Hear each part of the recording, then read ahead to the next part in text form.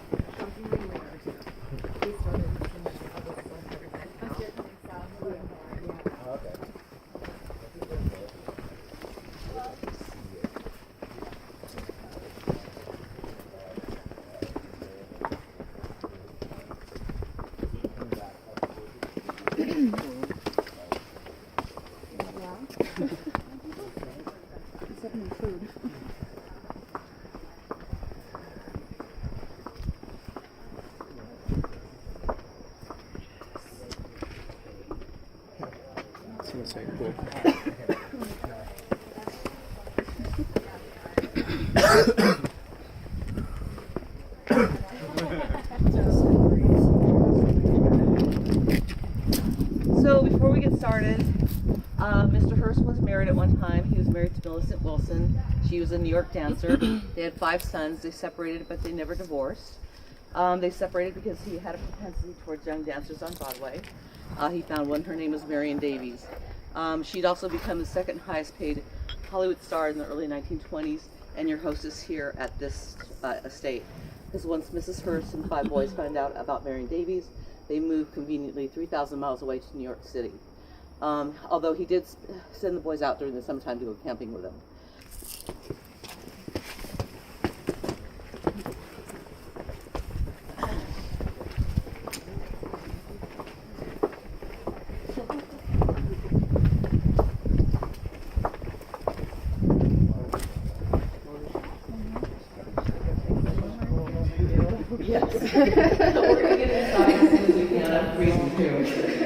So these are the dressing rooms. Go ahead and take a look inside. There's showers in the bath, opening drawers. 1920s Art Deco.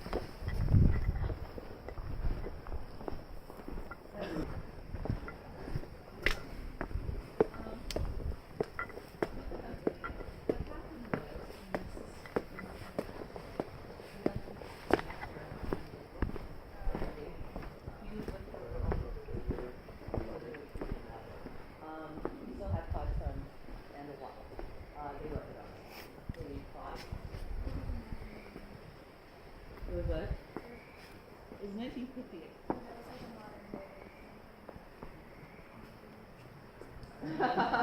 Yeah, think about it in those terms. Those are the kind of people that were here. And that's what actually went on. So, yes, for sure. Mrs. Hearst actually got to know him. They started back out his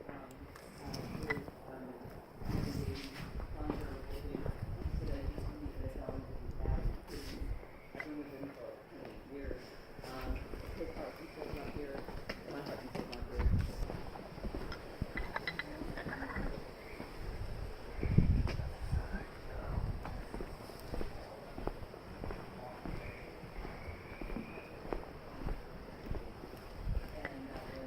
was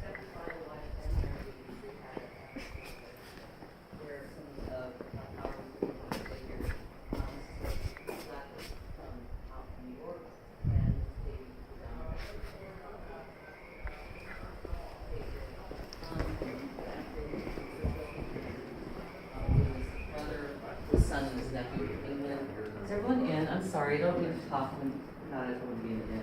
You're fine. Sorry. Yeah. I'm going to volunteer you at the end to wave your hand when you get in. Anyways, Baby's house. Stays with the boys. She falls in love with them. He falls in love with them. He writes back to his wife, I've met both Mrs. Hearst and they were wonderful people. So he had nothing to worry about. Now what you're going to see here is a typical suite. It was no different from the Hearst. A typical suite would have a bedroom and a bathroom on this side, bedroom and bathroom on that side, and a living room in the middle. My guess is they didn't have earplugs because people during that time period, if they didn't sleep together. So they had used a long space. That was a joke, guys. Is there anything about 1920s up there? What's that? It said 1920. Yeah, so this is actually the cast plaster. It was actually designed by Julia Morgan. She went to the School of Fine Arts in Paris. She went to both Spain and Italy to design a lot of these ceilings that you're going to see here. And they were done by the vendors here in the 20th century. The doors here are all of the Spanish-American War and carved. Closets are cut outside of the rooms so staff could launder your clothes and iron your away. In the later years, we're going to need gloves for our clothes, but the iron girl clothes, that's what they're called, and it's about.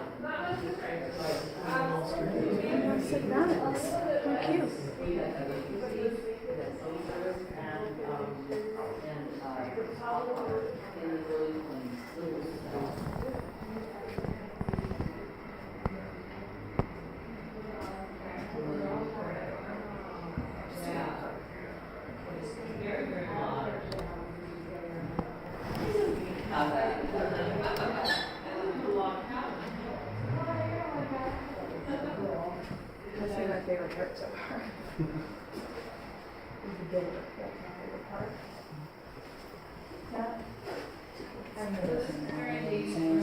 That's Mr. Hearst. You live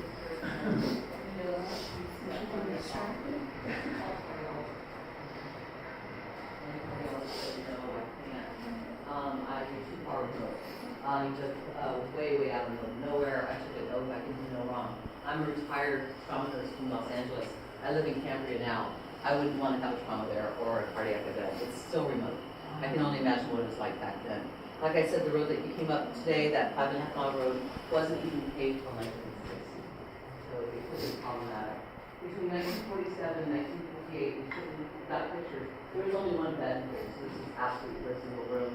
Between that time period, the family was able to come in, get some of their prized possessions, get some things away to museums, and then they left us with an awesome museum ourselves.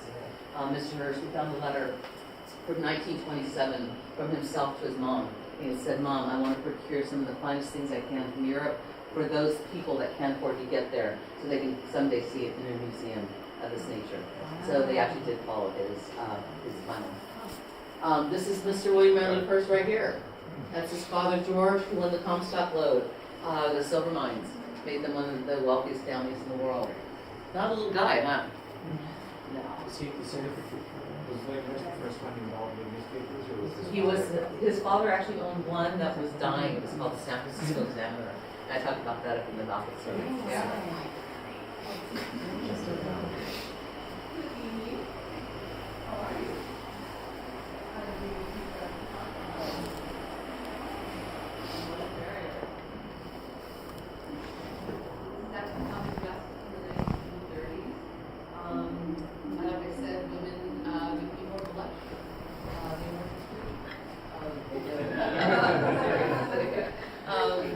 You wouldn't know that, but they would.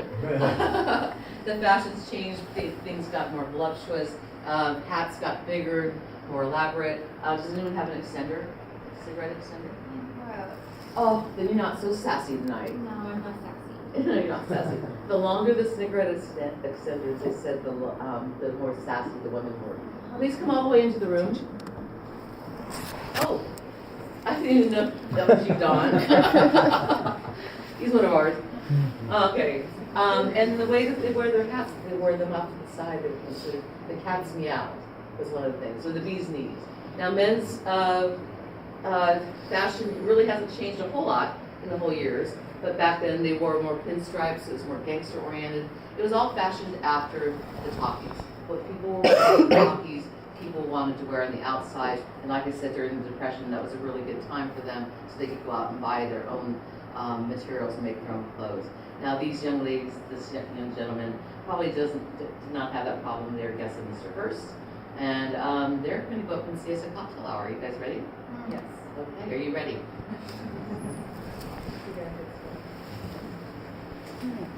Jesus piece. Jesus piece. That's gorgeous.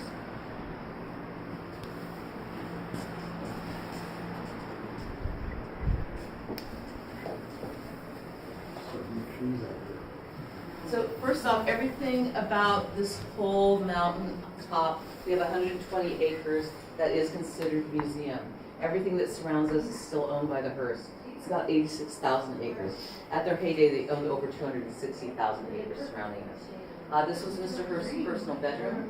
Does the bed look small or long? Both?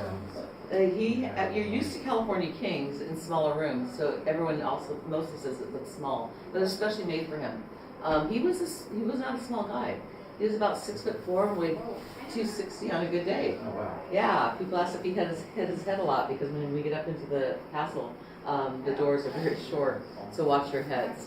So they made the bed special for him. They made him feel as comfortable as he could. So he loved gold. He said gold made him warm and fuzzy. This is another composite ceiling that was done by Julia Morgan and her friends. He also loved mermen and mermaids for some reason. If you walk into his front living room, which will be in there, you're going to see an 1,800-year-old mosaic of a merman. If you look over the two windows, you got mermen and merwomen. Look at over the fireplace over there and the tiles on the floors. Don't ask me why. He just had a thing for that. Any questions in here?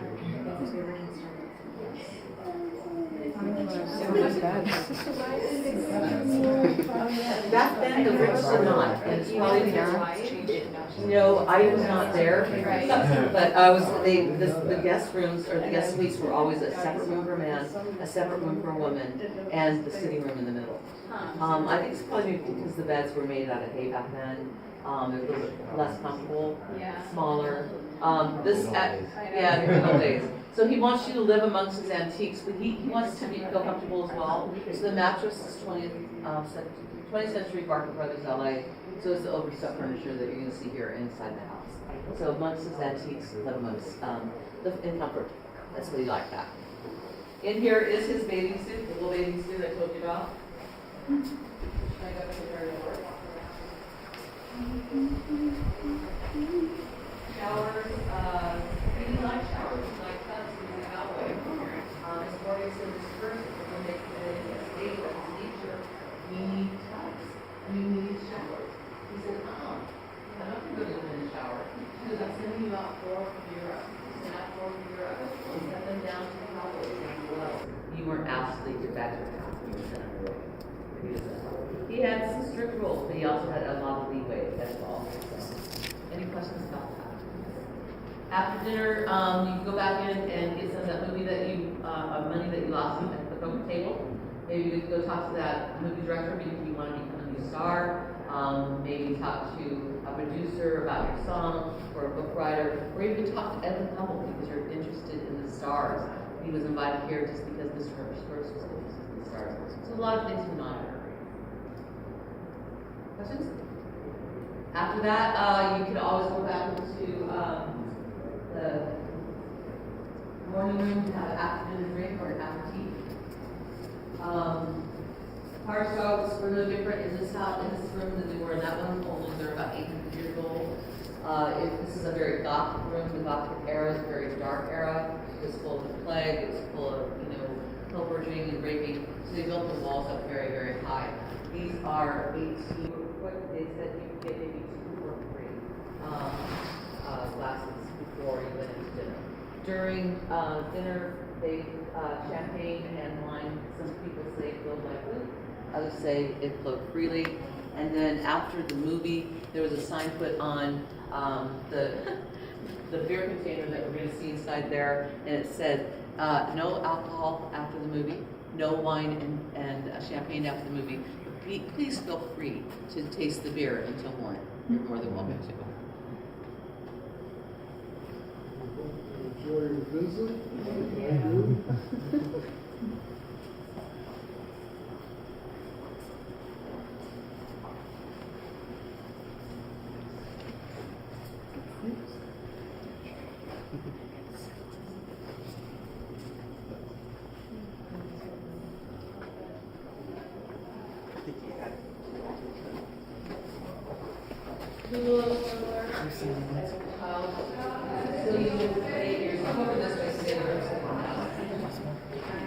Regular dishes, finding dancer here, because this was the ranch, it was not the castle.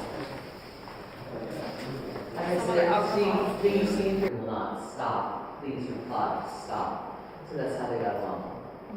I'm a nurse, so I'm really freaked out about this little stuff. This is actually, it's unscrewed and sanitized. His mother died after the pandemic, so he was really into that. This is an old-fashioned medicine cabinet.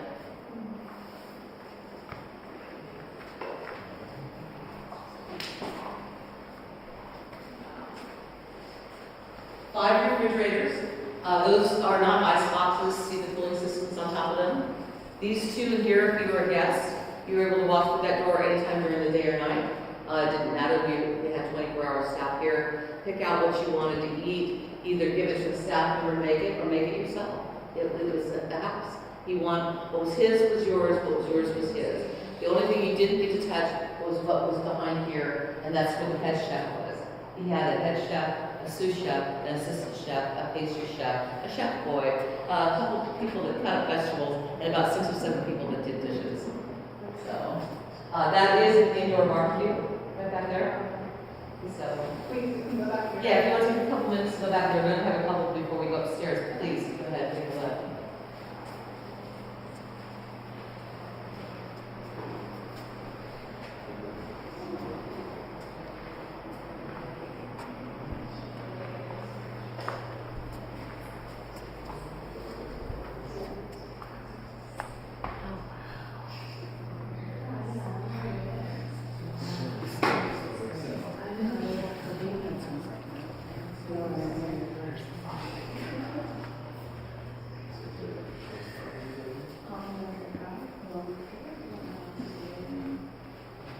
Always ice cream for dinner. That was always one of Miss Mary David's favorites.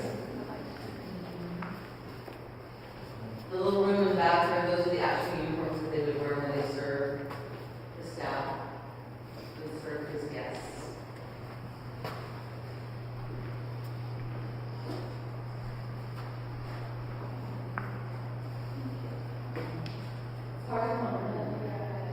Very hard. Especially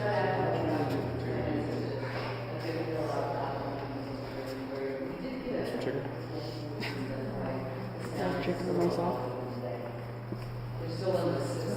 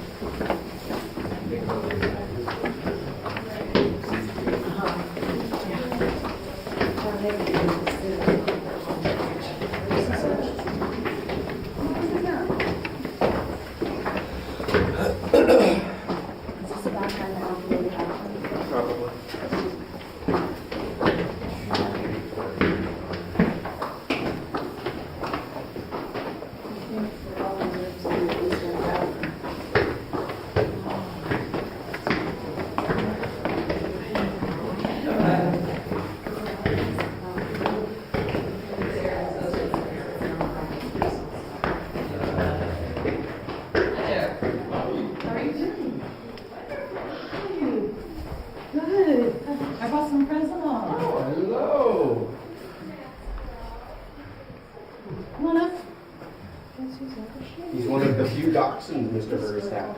Yeah, one of the few. Yes. I heard he had over 90 at one Yes, time. that is true.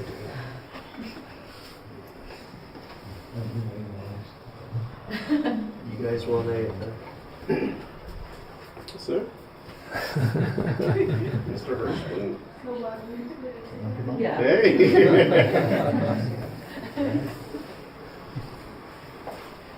So these were called the cloister bedrooms instead of a suite. This is where if all the single men were out in the cabins outside, the single women were kept up here, right underneath Mr. Hearst.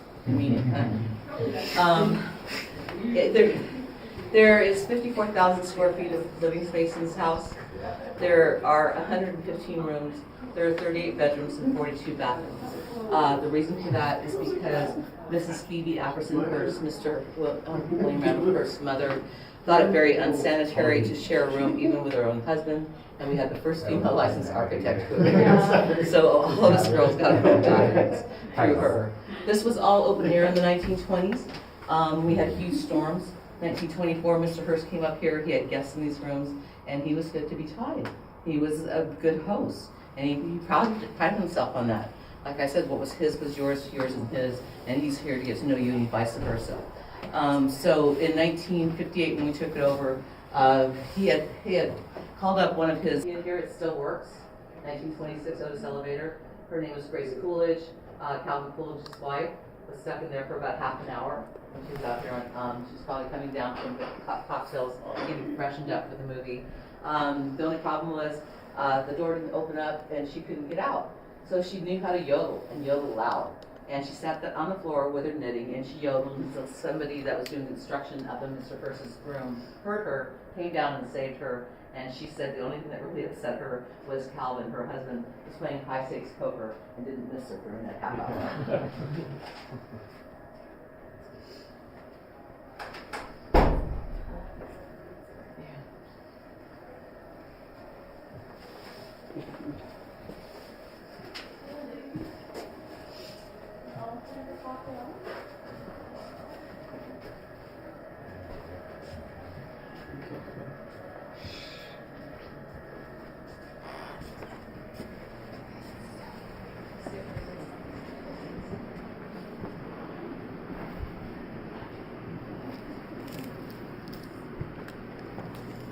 The library was not just...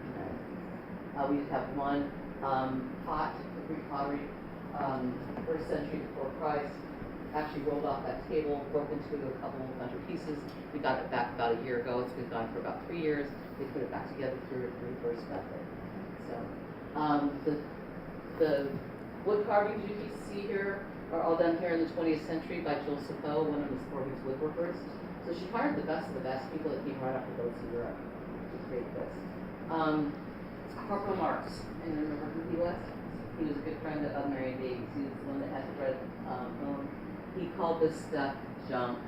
It is 16th century hand-carved Italian junk in his memoirs.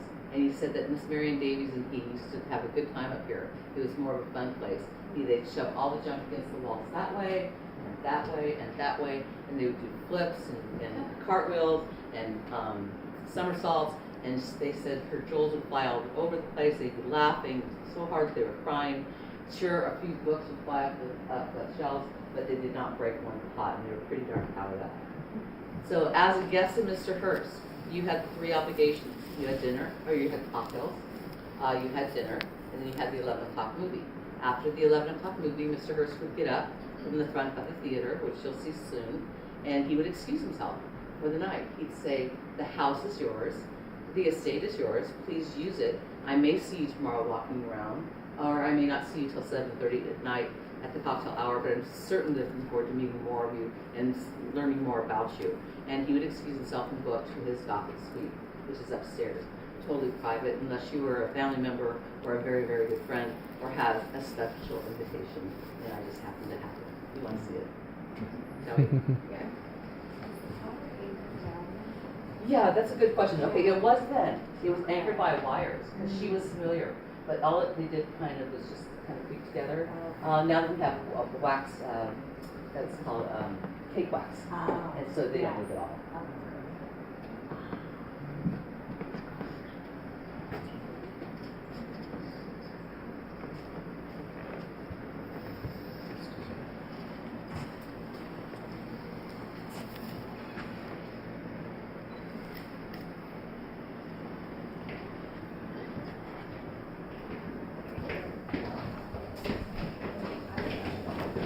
The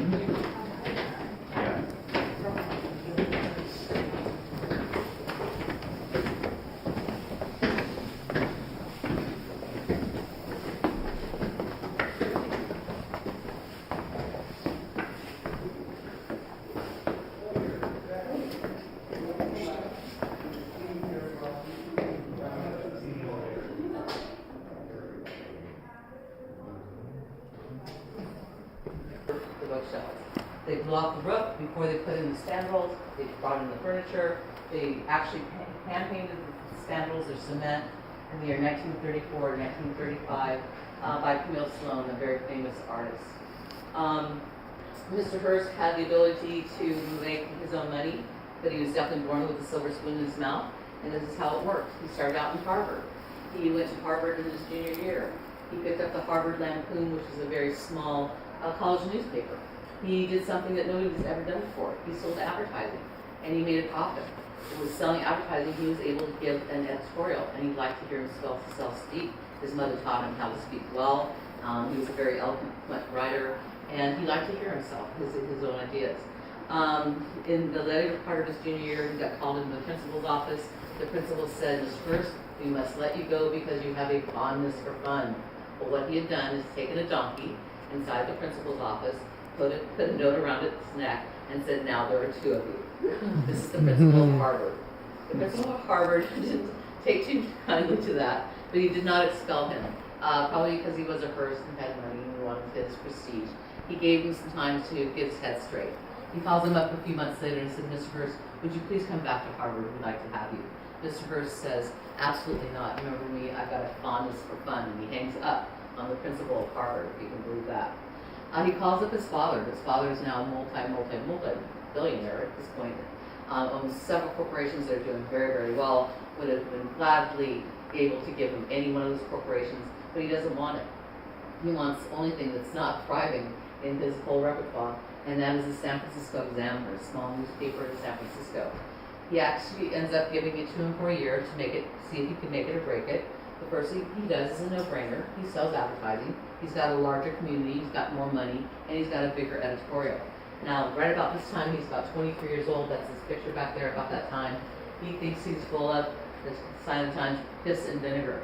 He's the bee's knees. He wants to go after the largest newspaper in the United States at that time, which is owned by Joseph Pulitzer of the Pulitzer Prize Pulitzers. Now, newspapers back at that time, they weren't sensationalized at all. He was the first to do that. They were small columns, they read like old books, and that's what he said. Pulitzer's papers.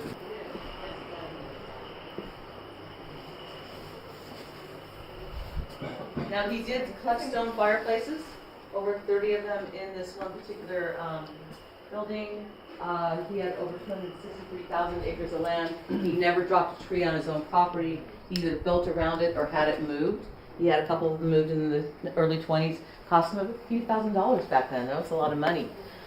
He actually brought in 3,000 trees a year over the 28-year time period he was working on this place to make this oasis, because there were only 3 indigenous trees. What is that again?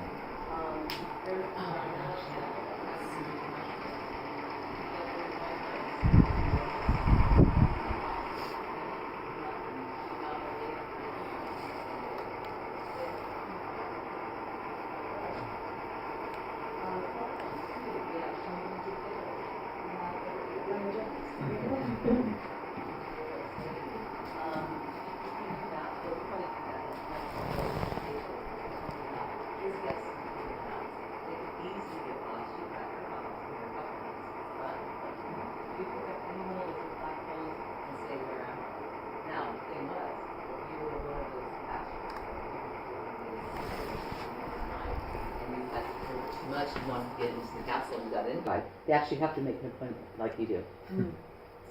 So they can't stay here then? It's not open for that? No, they actually have a senator's house down below by the visitor center that was built in the late 1800s. It's an old Victorian style house. When he had his 5 sons, they made it an old Victorian style estate. It's huge and it's beautiful, and that's where they stay. They use it as kind of, there's so many dependents. They use it as kind of a timeshare but they have to call up and make a reservation and bring so many people out here.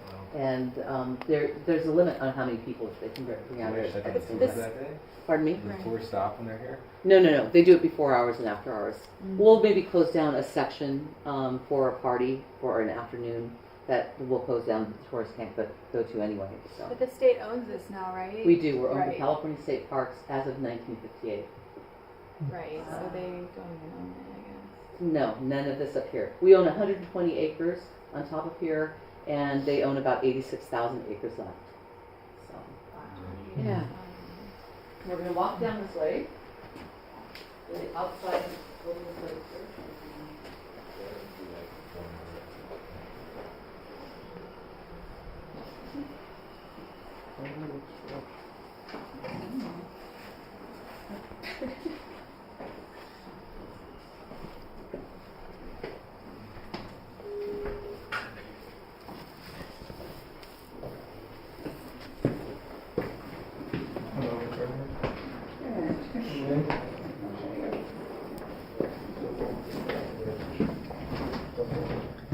There's really no room to fall now.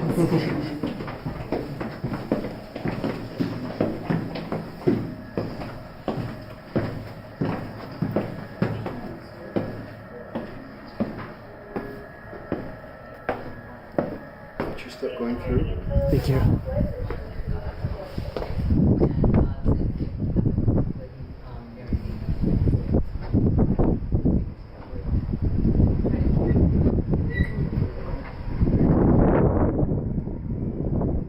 These are the same bedrooms you saw on the other side.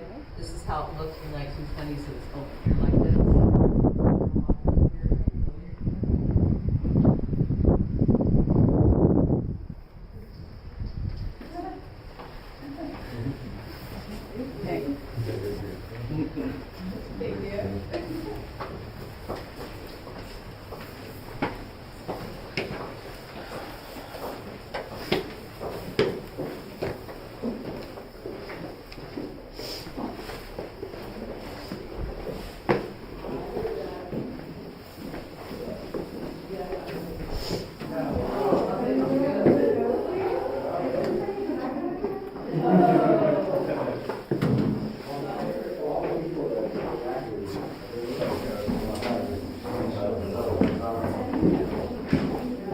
This is the part where you've been telling me not to fall.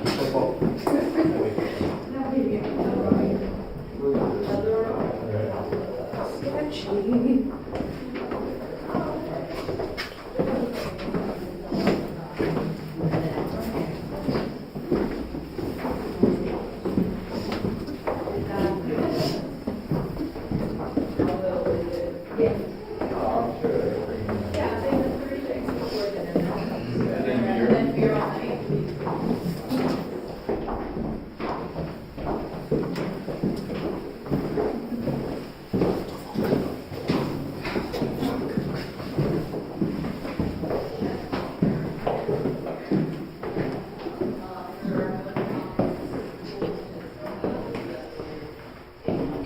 This is the recreational wing. Underneath this is the bowling alley. He had one lane to do it up. He wanted three. He was going to pay for this, but what we did finish was this one here, and also the movie theater that's going to connect. I got rid of it in my house. That's very and nearby is going to be and we're ready. We're going to show you newsreel, something Mr. Hearst invented. You'll actually hear him speaking on it.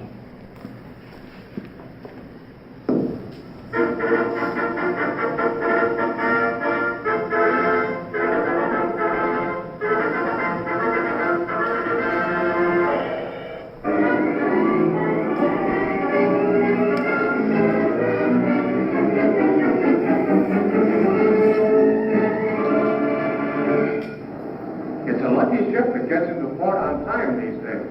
Not for years has the Atlantic been storm swept so continuously. Delay.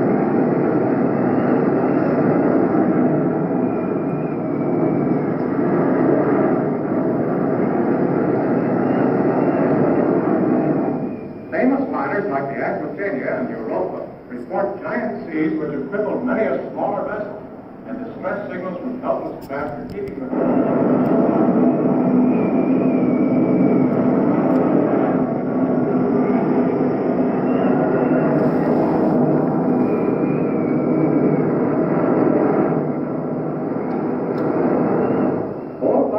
It is hard going for the men who go down to the sea and ship.